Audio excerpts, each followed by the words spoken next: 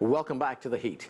It's been nearly 1 year since the West African country of Sierra Leone declared it was Ebola-free. The outbreak resulted in the deaths of nearly 4,000 people and left that country's economy in shambles. I had the chance to speak with President Ernest Bai Koroma in New York. Mr. President, thank you very much for joining us. Thank you.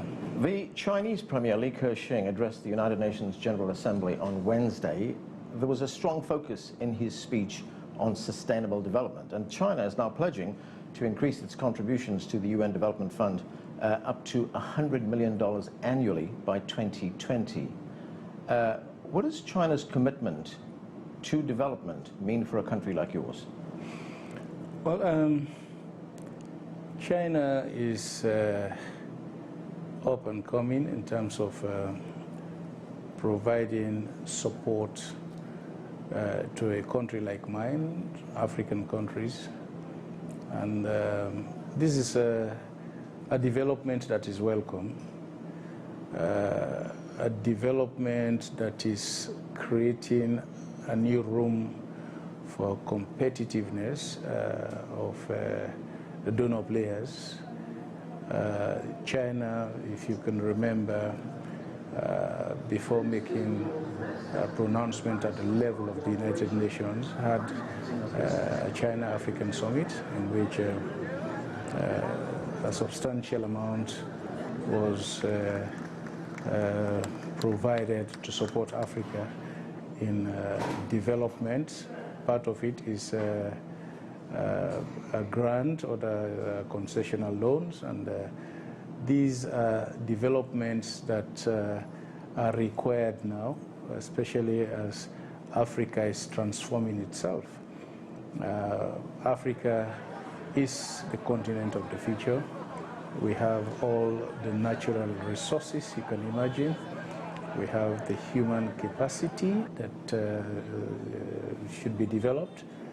And if we are to move forward, we need the kind of support, and that is the kind of impact that a support like this will create to Africa, will create to a country like mine. As you point out, Africa is the future, and we will find some of the fastest growing economies in the world to be on the African continent. Much of the Chinese investment has been in infrastructure. When you look at a country like yours, what are your priorities and goals, and how does China's involvement in your country economically help you achieve those goals?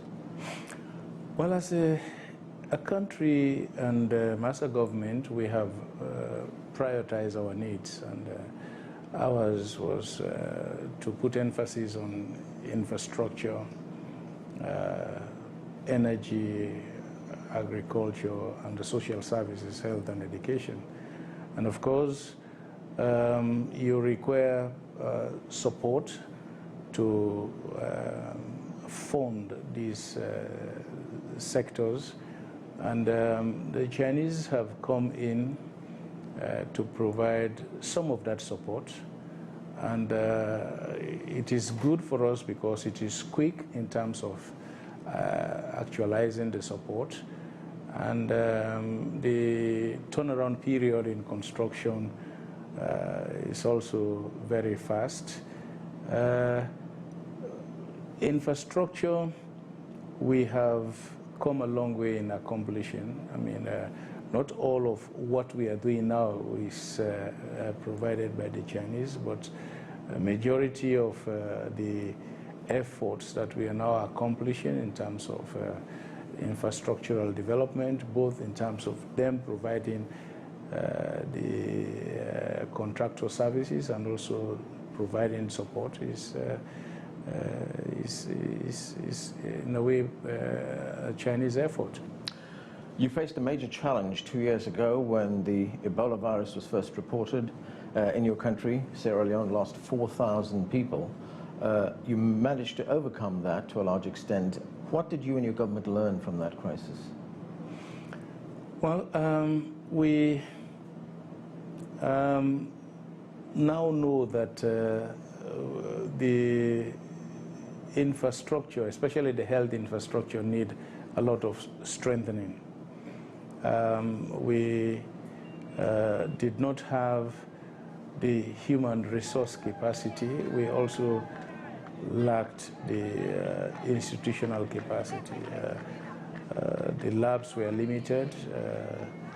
The training for providing logistics and orders was also not there. But I must say that we had great support from the international community, including the Chinese. The Chinese government provided a quick response. They flew in a mobile lab, and during the course of our fight, they constructed a permanent lab, and they flew in a lot of their experts that had experience in fighting a similar disease. And I think I will not say that we have developed the capacity to the fullest, but looking back, I think there was a big void in terms of capacity. But with our experience now, I think we have developed some level of capacity that will help us to react quickly in the event of a future recurrence. So it's a work in progress, and how is China helping with one of those things that you mentioned at the outset here, and that was developing your healthcare infrastructure? Well, China has been there before. They have been providing us support. In fact, one of the facilities that was used outside Freetown at Jue was just completed by the Chinese. And during the fight against Ebola, they flew in a mobile lab that was required to help in isolating the virus. And they also flew in military personnel that are experts. Chinese doctors and nurses were flown in, and during the fight they started the process of constructing a permanent lab, which has now been completed. And the support was not only limited there, they also extended the support to developing some of the hospitals, including our military hospital.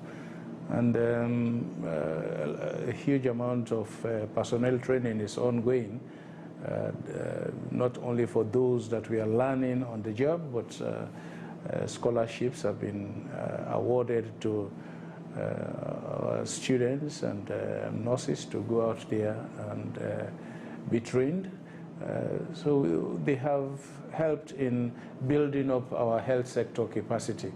And they are now working on developing a medical institute for the tropical medicine that will not only serve the country but also the Western Africa. And they are working very hard to ensure that the technical capacity of the labs is spread out in the country. So I think it's all helping to build our medical sector capacity. Right, you're talking about the Chinese pledge to help with the establishment of the West African Center for Disease Control. What is the status of that project right now? Well,